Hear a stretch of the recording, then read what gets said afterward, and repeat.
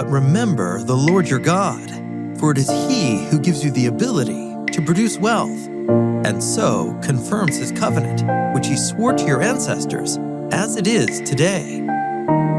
Are you managing the resources you are blessed with by preserving them or by increasing them in producing wealth?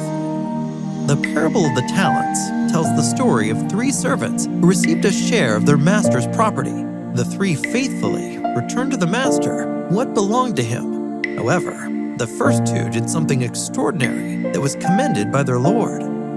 They produced wealth with what they received, and the Lord rewarded them for that practice. But why produce more wealth?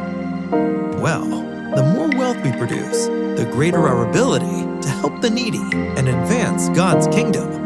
Considering that God promises the ability to produce wealth to all His servants, it is unfortunate that the 3rd servant failed to manage his Lord's goods well and was deprived of his master's reward.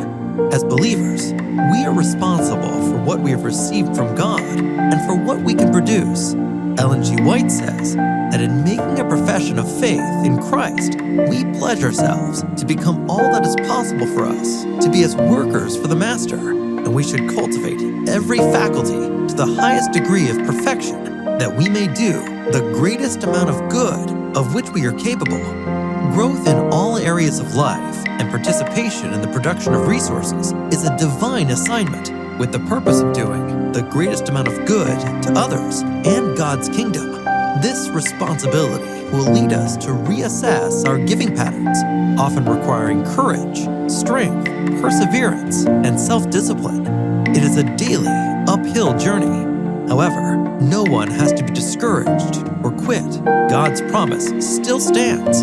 He gives us the ability to produce wealth.